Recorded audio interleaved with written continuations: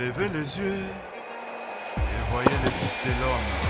Ça, c'est Pierre El-Kadé, le prince de la ville.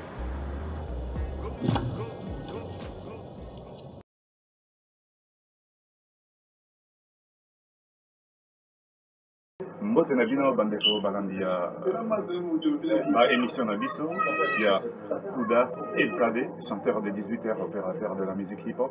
Bozomona ke awa tozali na Célésino, multi-voice, mec d'ici. Donc oyo toko tartete pona kopesa ye mbote. Bonjour Célésino. Bonjour Poudas. Yo, Sanzali, Poudas. Bon, alors, Célésino, le coup d'habitude, on a vu son gars, on a considéré que ça est belé. Donc, oui, question, et ça vraiment est belé, parce que, donc, on a 3 questions, les autres, 1 heure. Donc, ce qui veut dire qu'il y a 8 questions, et ça vraiment est belé. Et tout le monde, on a eu le président Kozali en place, Joseph Kabila. On a eu Alinga Congolais. Vrai ou faux? Mais, président, tout dans la présidente, Madame Laurent Mosé de Laurent Désiré Koufa. Kabila. Yo tout le monde Kabila, mais Kabila a Koufa. Moi, non, non, le président, comment il s'appelle? Joseph Kabila, non? Non, il était le président. Le président est occupant. Azali imposteur, génocidaire, massacré, imposteur plus qu'imposteur. Comme on a été comme on a Hippolyte Kanambe. Hippolyte Kanambe, moi Nandeke. Le fils de Christopher Kanambe. Il y a un moi la Kabila. Kanambe, vous bien. D'accord. Azapé président. Nous sommes un président voyou bon. Il y a un voyou, c'est quelqu'un qui a gagné dans la gêne. D'accord. Il n'a pas la tête, il n'a pas été sur les bancs de l'école, même la première primaire à la tête. C'est la sixième à bande qu'on a vu ça. En fait, sachez que ici, donc, c'est les Ino, Tozali Bamikolo. En fait, c'est les Ino, vous voyez très bien. Donc, ce n'est pas moi qui dois dire, c'est les Ino. C'est qu'il doit vous dire quoi. Donc, on a surtout na kamituna et il y a ça, bino bianonaye. Mais oui, ça n'engage que moi. Voilà, c'est ça. Ouais, parce qu'il y en a. Yo, dans la journaliste, c'est bien animateur, bien coloqué. En fait, on a ami à battre. On a moko. On a ami à battre. Tozo beta masolo. Ah, il y a un journaliste. Ah non, journaliste. Ah bon, c'est vrai pour l'appeler journaliste, c'était parce que... Non, tu peux être solo. Il y a un bandit ondolé, pas parole. Pas journaliste, c'était. Bon, on a évité, tu as la fenêtre. On a fait ça à droite pour défendre les mots.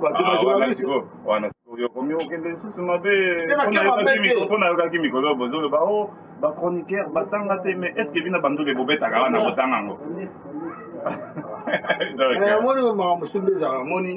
Azaba journaliste était animateur na fini bangote na lobby na so bamona o mabe bon wa omona o mabe mona ndenge na eponga banga nga mabe so mona mabe omona ona ndenge na yo adi ndolo za journaliste était azali neti mutu mo anima na ba feti comprendre animateur. D'accord, animateur. Na ba feti bona na feti wa kuma baba akoma tala ko ya tala ko déjà mais animateur na lingala ni atala un peu plus valeur.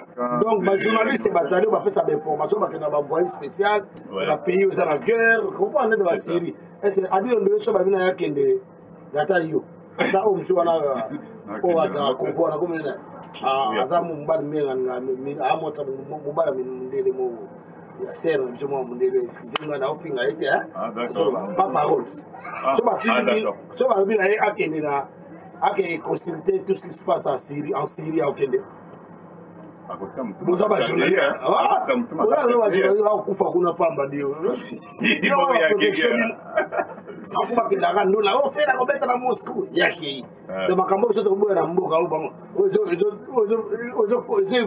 Faire évoluer ma distraction.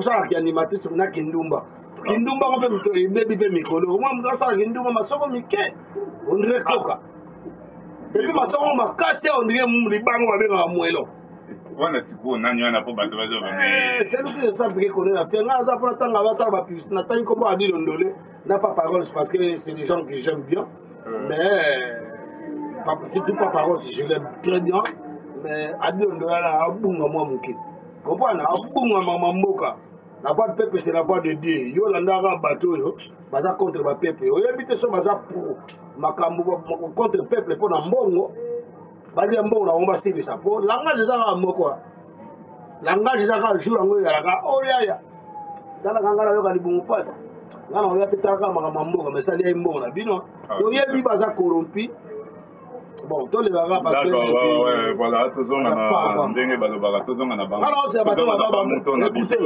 naosela bato babe baobetanga masasi nga na esino na oya mevide nga na esino nga na pede tala bato bokuta bokele mpo bapede na noyo bamusicien bokumisaka bango moi je suis pas un pédé écoutez-moi bien moi je suis un mec d'ici je vais pas venir comme ça je vais venir avec des équipes avec des bandes parce que moi j'ai des poteaux j'ai des poteaux partout si vous ne comprenez pas le poteau je vais vous dire moi hein vous comprenez ce que je veux dire par là donc moi j'ai des potes partout vous comprenez les Ivoiriens toutes les origines alors fais gaffe regardez la pêche la tête de wam oyo na komo sirika deya mabe na kopanza ta caméra na makambo ya mboka na biso moi je défends mon pays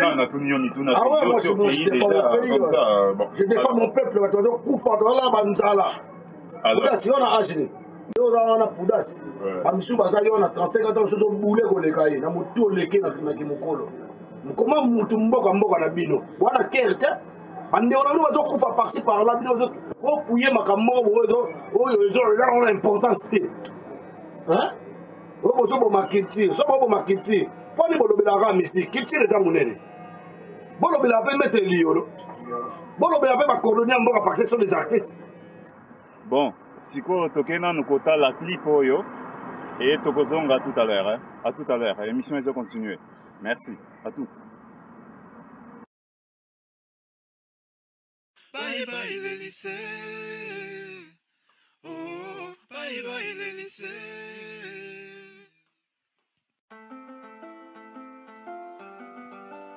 J'ai eu mon bac. Je suis pas voyou. Suivez les guides. Faut pas rêver, allez lever la main. Si t'as eu ton bac.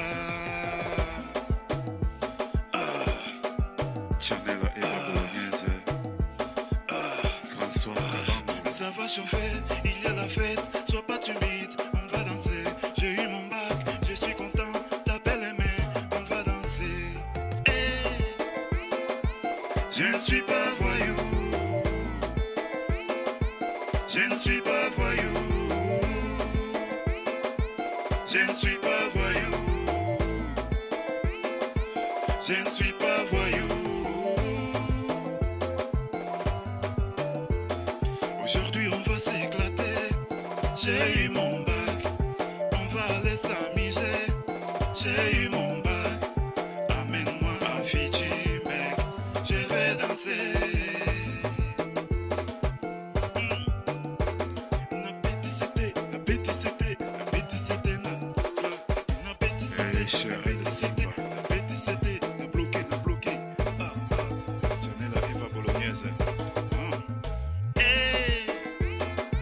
Je ne suis pas voyou. Je ne suis pas voyou. Bye bye les lycées. Bye bye les lycées. Bye bye les lycées. Bye bye les lycées. Je ne suis pas voyou. Je ne suis pas voyou. Maurice. Je ne suis pas voyou. Je ne suis pas voyou. Comment on dit bonjour en anglais?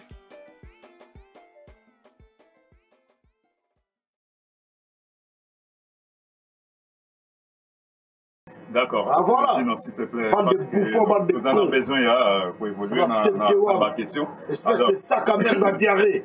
S'il te plaît, pour nous rappeler bateau, Moutuna ya liboso ezalaki, pour nous Kabila alingaka ba Congolais, c'est vrai. Kabila ozolo banani. Donc, Kabila mais Kabila akufa. D'accord, parce que il y a pas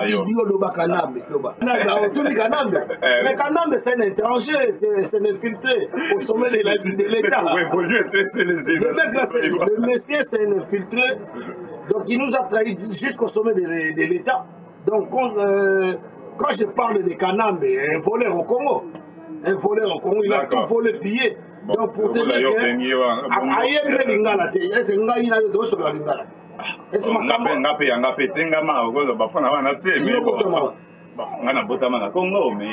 quelque part na Congo. Mais c'est normal, na Rwanda.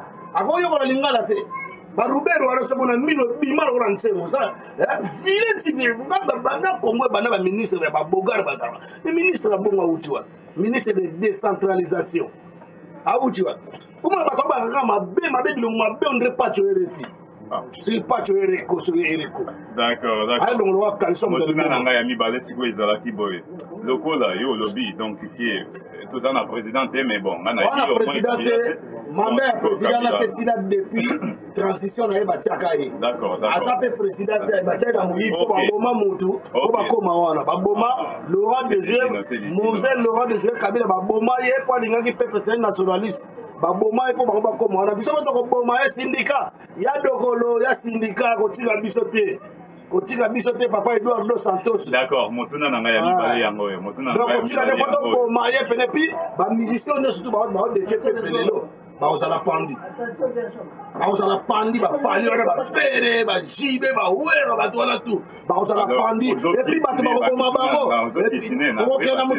et puis bato ba boma bango eza bato lelo ba fana na kan Kongolo famille misato ba koma na ndako na kan na kata kan ba famille ya soda moko ba koma 3 na kati ya ndako moko et puis kanda bazala nango bino bo yiba mbongo peuple mbongo l'état bozo tonga partout nazo bisa basoda na bo fongola ministre jour révolution soulèvement populaire na kesata o guerre ta to kanga Kabila fo bo ba artiste pour nazo pe na idée mo kudu ngai inde na kene na Congo to peuple a récompensé ngai na kosenga avion kwa bali ko beta 3 ata na kasumba letsa ba ngo ke beta te mbanda ngungu o UNICEF est-ce aba enfant de guerre ba alia aba victime de guerre ba enfant de la rue ba amona ba chèque te ba beta ngba aider bango kuna ba aider ba na Congo tu as besoin d'aide na bango basa déjà ni on a tient mai na gisenjo mai wana yo tieto ndima ko tient mai bien les sages comme atina mai kala ava fala aba na kobi za na obina maranti mba kolele siama est-ce ba na mai te kuna na kisa ba na makila de masuba d'accord c'est alors moi on a dit nzambe ça ça da mai bankelo ya likuna ba rivière yoka alors moi on a dit UNICEF morote okosa batute ma moi si do yebaki yango comprendre mais quand on a rebeta moko wana to kotala biso na bino d'accord bon na suki na wana ouais merci sinon siko lokola ye wana linga ba Congolais te ozomona te ke siko bino ba Congolais ye na linga ba Congolais non na linga kotanga susu Congo te ba Kanambe ndenge yo lobi wana na ba mona mboka na yo botama chika oui d'accord mais siko tanga zomona bino pe ba Congolais entre bino na bino bozomi boma est-ce que bozo satisfait bon on a bon c'est entre biso na biso tozomi boma pe bon on recule en arrière avant 32 ans. Avant 32 ans, voilà, il dit le feu Mobutu, président Mobutu, c'est ce que Congo de Wazabanga, on va dans Lingala, Naloba. Na yena maman mon abino ata bato bana nzalata au président de sexa bato bon. Bato ba nzalata ke na stress zolo. Ozo ba atike tata bo moko, mama bo, ekolo bo moko, parti bo moko. Ozo comprendre. Ndenge zalaka. Yem sama sikoy. O ya zo tinda biso to kabona na. Mais muto tel Kanambe. Les occupants, ils sont là pour séparer les Congolais. C'est aujourd'hui que tu sais que aujourd'hui quand on me dit que balkanisation, on ça la balkanisation. Ah mais non, balkanisation et comme ici n'a pas voulu ça, biso na frère na biso. Oui, c'est pour dire qu'il y a ça content au bozo mi bon. Ah ça la content ndenge nini. Ah ça la content ndenge nini. So inga na lingi yote. Na moment siko na zo mona ke bazo sala yo mabe pa mu. Du coup ouais, en fait on disait donc le code ya lingi ba congolais c'est sûr que tant aussi ko ba congolais bazo mi boma entre bango na bango. Maintenant na pesa rambo on ba congolais ba mi boma. Yuzo ba na ko ex kala kala biso ba congolais ba no mi boma. Biso de to mangwa mundu ki te. Biso de yamba ba zobo muso ba ba combattre pour que bunda na kin. Biso de ba mande mundu ki. 32 ans ba makela ma sensité. Ben ouais, ce qui me pousse à te poser la question. Quoi, Congolais comme la violence. La révolution commence à l'étranger parce que, pour vous dire que là on est en France. Le président Charles de Gaulle, il a été au Congo pour sa vie pour revendiquer des lois. Vous ne savez pas, c'est des blancs. C'est des blancs. Mais c'est ça, donc du coup, Boza Awa, tous ces éléments.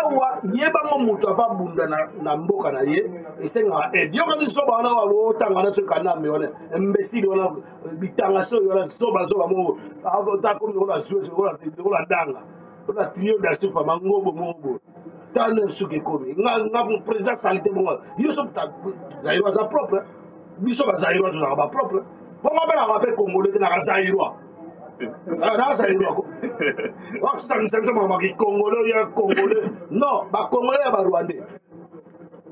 Bah Congolais, comme la Congo, on te le il doit retrouver l'hymne national à Pamba. Un père de la nation qui représente la nation. Et c'est ça, il y a un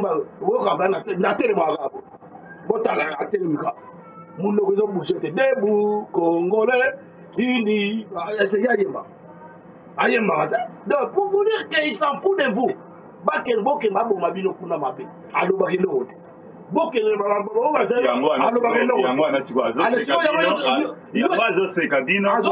interdire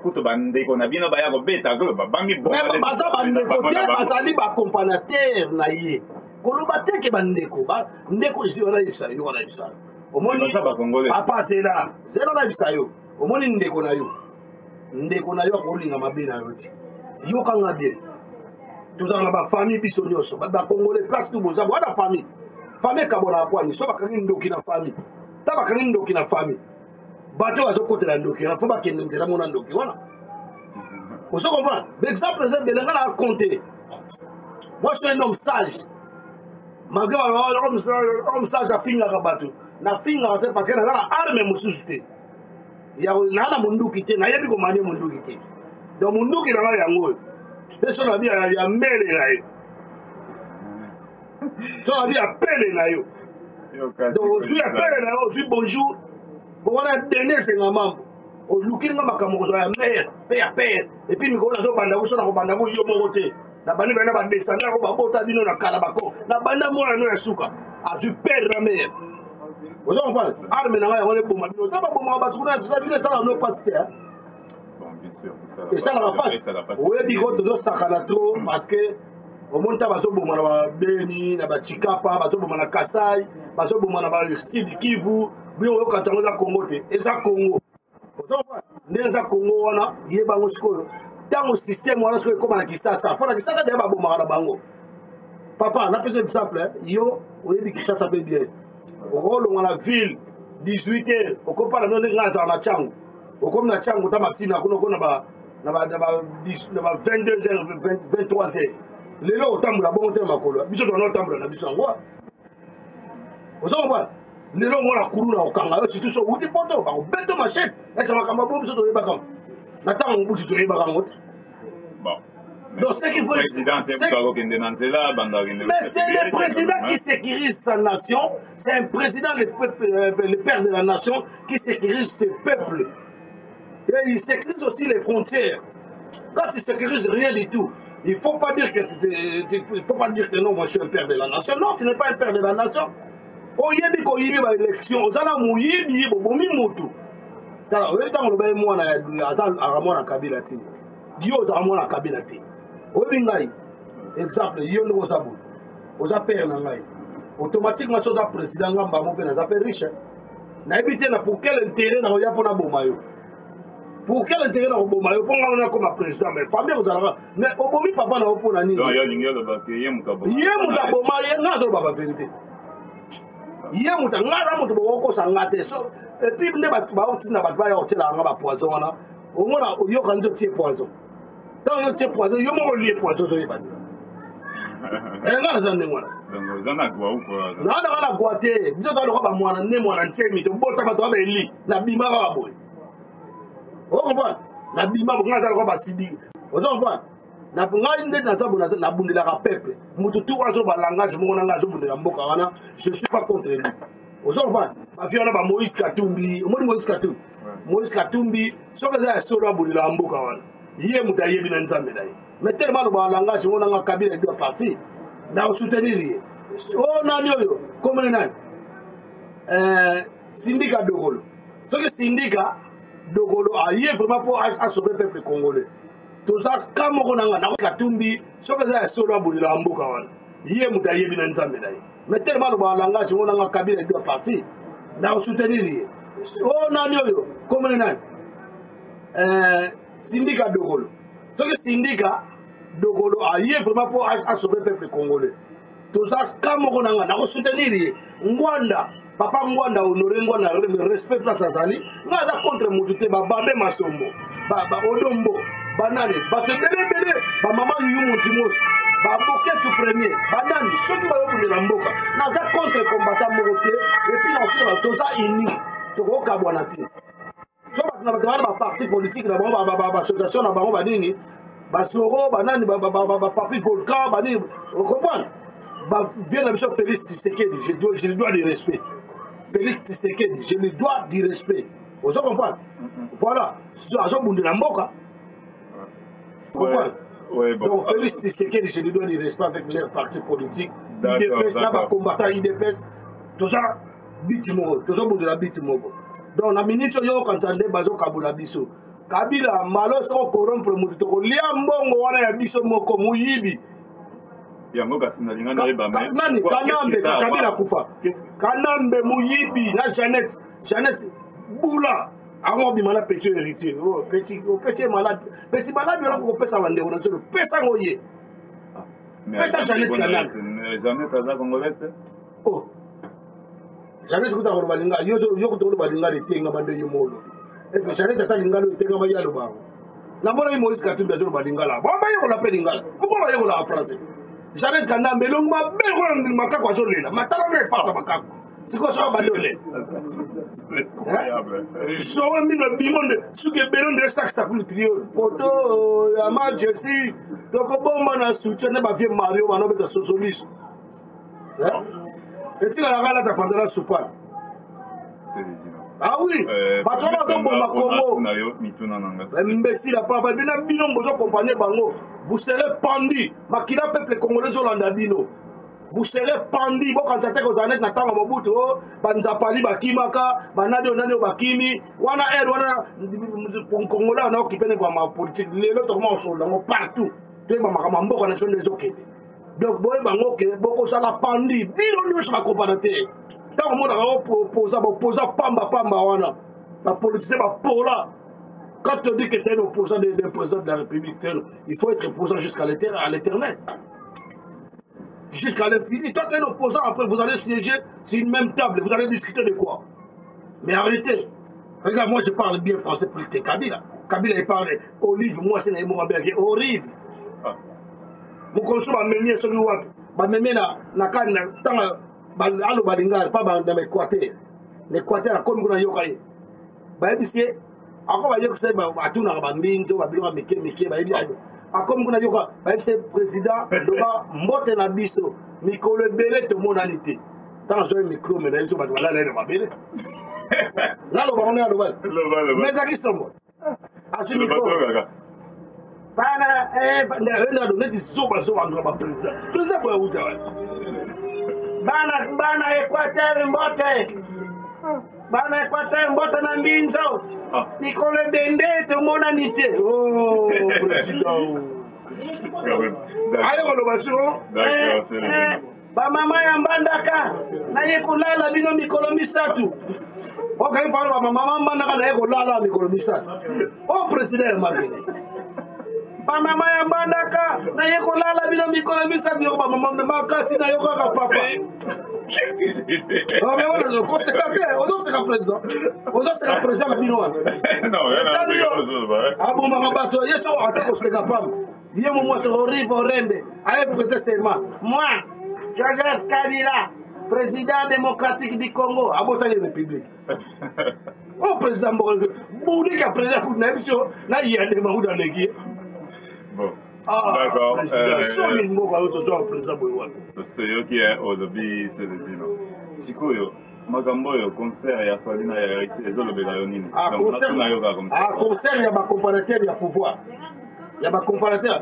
Au moins, laquelle on a fallu. Fali, ok, n'a pas été. Na banga la paye ôté. Et puis, là, on tire au bang, on te pose un zambété. Vous comprenez? Moi, je respecte mon père Marie-Paul. Celui qui m'a fait aujourd'hui des Nazars. Vous comprenez? Balobi qui est monté dans le défaut, n'a pas été respecté Marie-Paul. Vous comprenez? Banana, pour moi, nous avons mal éduqué. Banana, qu'on respecte, c'est mon père, qu'on fait l'omidé. Vous comprenez? On manque de respect. Quand ça y est, on sait que bon, ma salle, il y a un bima. Sans quoi, on ne sait pas bon, ne pas tout va qu'un ne réussit pas. Vous comprenez? Ne réussit pas. Bisous, toi qui n'as pas fallu. On a la place dans ma quartier là, tu vois, ne bon, ça, ma famille, bon, ça, fait notre vie de yébité. Vous me dites, mon comme Mindele. Il y a mon nez, quoi, il t'a la bête Mindele. Quoi, les gars, bon, comme vous avez congolais, comme Mindele, donc métis là, métis là, ici. Bah, par contre, produit, on a produit, on peut aller, là, bon, ça repose. Bon, on a pris un chant, on a chant. On a chant, il a même sur la latte, il y a un wanzo.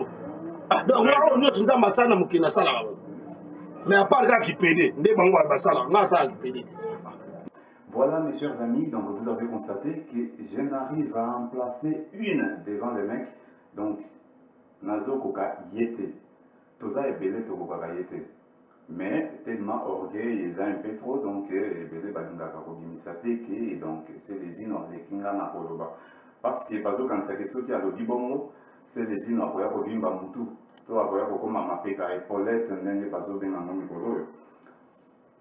To azokan seke soki na lobi ki selezino alekinga sinon bato baokan seke alekinga na makasi to alekinga na mayele. Or qu'on ne parle pas des makasi, on ne parle pas des mayele, on parle des koloba. C'est lui qui a la facilité de parler, donc au Tunier Mutuna, il te répond comme s'il était préparé, même si c'est de sa façon, mais il te répond quand même balamoro. Voilà, donc azo devancer na côté wana. Donc makambo ya mutu azoganga ngape nazoganga na yebalango te yango bato lokola biso ezalaka mingi. Donc ceux qui eza na cadre ya mosala te eza na kunzu soki oye vraiment il faut tosolola na malembe mpo ya koganga wana tellement ke nga na kobanda kokoka kobimisa te baparole ekobanda kovimba na kati ebandi kovimba na kati na suka oye kozwa babiloko neti ya boye. Ouais, levez les yeux et voyez les fils de l'homme. Ça c'est Pierre LKD, les princes de la ville.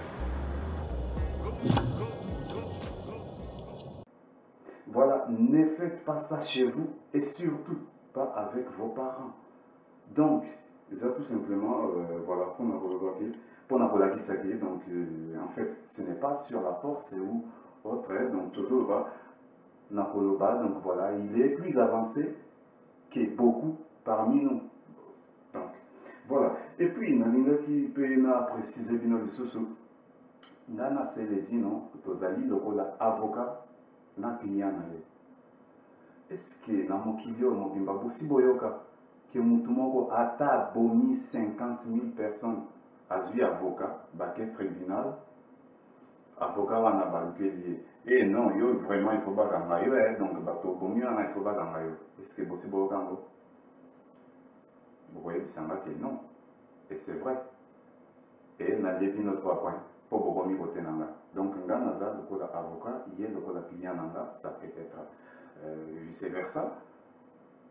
Donc, tout le cas, deuxième exemple, comme ça, on a expliqué bien. Nga na ye toza lokola client na vendeur. Nga nazote kapita benanga bakwanga ba Thomson na dendo.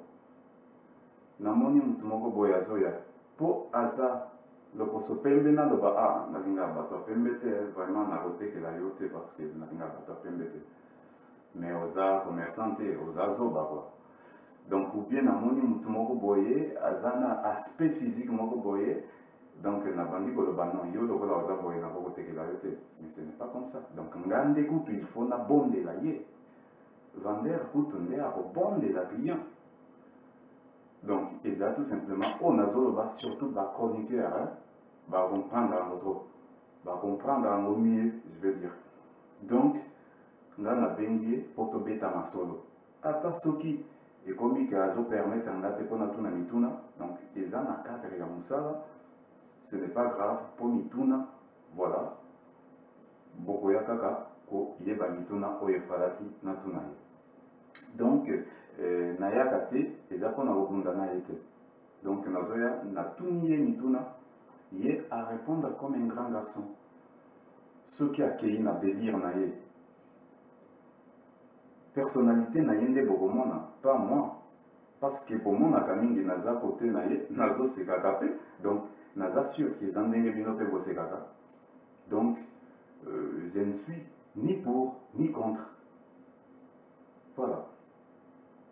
Mituna o nazalaki nango ya kotuna selezino yango yo ezalaki Kabila alingaka peuple congolais te pona yo vrai ou faux na ndenge toyebeli selezino toyebi bien ki alingaki aloba vrai. Alors par rapport ya vrai na yo wana nde nalingaki sikoyo na continuer na deuxième question na tuni soki Kabila alingaka peuple congolais te pe azoboma ba congolais naza sûr ke asepelaka pe mingi tango ba congolais bango moko bazomiboma. Est-ce que vous êtes d'accord? Wana tozeli réponse na ye. Donc elingi pe koloba ke ata tango bozotiela ba musicien na bino ya Congo libaya bozotiela bango kala ke babeta te aza content parce que donc c'est entre vous.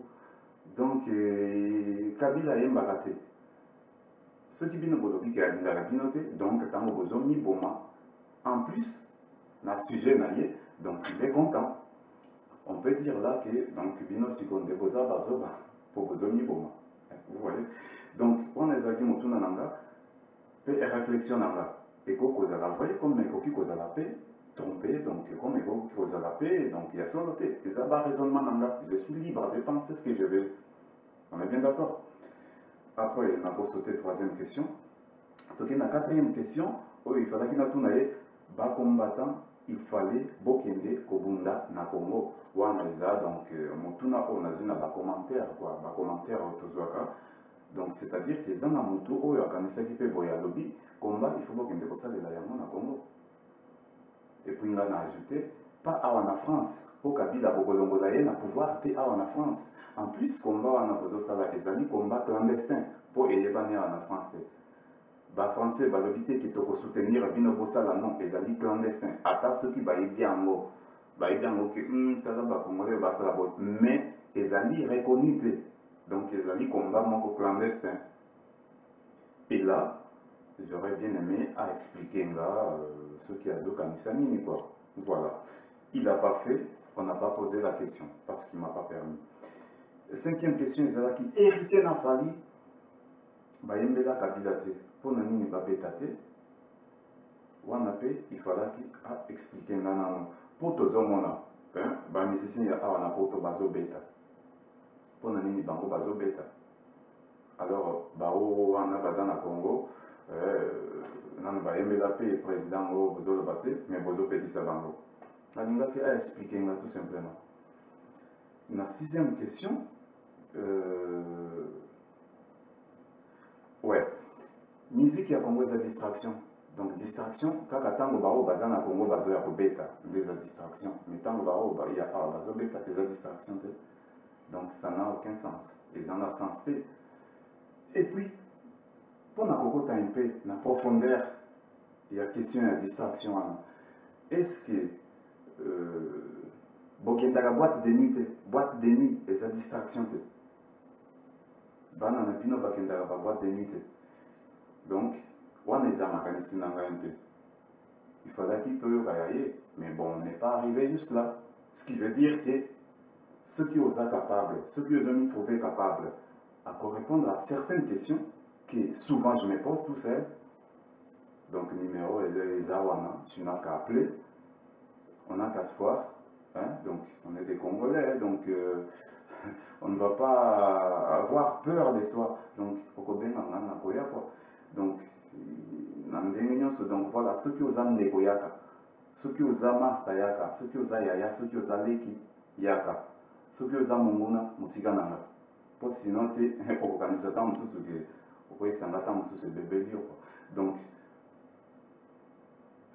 ceux qui osent loyal, ceux qui osent Motu Oyo vraiment à défendre parti Nabino Yaba combattant. J'aimerais bien, donc voilà, au Bengi, on va en discuter. Donc tout à l'heure, le président Babio, comme vous voyez, donc je venais de dire tout à l'heure là, donc je ne suis ni à gauche ni à droite. Voilà, moi, en fait, oui, ça va quoi, donc Nakanisaka, mais comment ça se passe comme ça? Pour moi, vivre quand on donc, dans le bien, mais pour Nanini, ça, ce n'est pas peut-être correct. Et j'aimerais bien moto oyako faire comprendre non, t'as la suite, et ça les maboye, et ça pour naboye. Nalingi pena ça la connaissance donc numéro ezana bobenga et surtout na incita kabino pour na beaucoup metaka bisope atana page Facebook Poudas LKD ou bien Poudas Lukadi ce qui ozali na argument au moni qui ezali ya kitoko sujet moko ya kitoko au qui continue de la biso pour na été tout développer en gros comme ça bande comme sous baye ba donc quelque chose, donc il ne faut pas garder pour soi quoi, il ne faut pas être radin, donc non, donc voilà, il faut contacter Bisso, au Tinder Bisso, donc ils ont la vidéo, ils ont la idée, voilà, parce que la chaîne de la Bisso, plus prochainement, on a tout traiter un sujet belé, surtout d'actualité. Donc n'hésitez pas de nous appeler et Bandeko, n'oubliez pas, hein, donc vidéo Oyobozotala ezali première partie, donc Otozo Sala tellement que ezala ki mula mingi tokoka ki côté la bino vidéo il y a 2 heures, donc voilà, donc tout ça première partie, la deuxième partie, donc ce qui veut dire que Bozela dans quelques jours tokotia deuxième partie, ce qui veut dire que ceux qui bolingi kozala les premiers à regarder la deuxième partie de ces vidéos. On a bien à moins émission quoi. Donc vidéo pour eux, bon m'y abonner. Donc voilà, c'est aussi une façon de nous aider. Bon m'y abonner pour prochainement tous autres deuxième partie, il y a discussion nabiso na Célésine. Tout ça n'est pas côté l'émission. Levez les yeux et voyez les fils de l'homme. Ça c'est le prince de la ville. Poudas LKD. Et pas Poudas. Il faut me suivre toujours chez Poudas LKD. La vie est une route à sens unique dans ce système de choix. Quand tu pars, il y a un retour. Celui qui a 100 ans ne peut pas revenir en même temps. Poudas LKD. Poudas LKD. Pour l'émission mon choix, Carlos, c'est pour le moment. Taylor Van Damme, toujours content d'avoir Poudas LKD. Pour le conseil, pour le changement, ma solo, les alana mouta, il y a beau. Donc changement. La toté, Poudas LKD. Toi, Mbote Nabino Bandeko Balandia, chaîne Nabino ya Poudas LKD, chanteur de 18h, opérateur de la musique hip-hop. Nazo souhaité Bino, bienvenue. Et Nazo Senga Nabino, pour vous abonner à la chaîne Nabiso. vous partagez la vidéo, donc vous voyez très bien que Oyo, beaucoup dans la chaîne Oyo, on peut trouver Yango Lisusu, nulle part, on peut trouver Yango et Sika à ta côté, Kaka Awande, on peut trouver Yango. Yango, on est abonné pour l'actualité congolaise, l'actualité, il y a mon canabino, paye à mon Kilimobimba. Voilà, et ça, Toudas LKD, chanteur de 18h, opérateur de la musique hip-hop. On est abonné.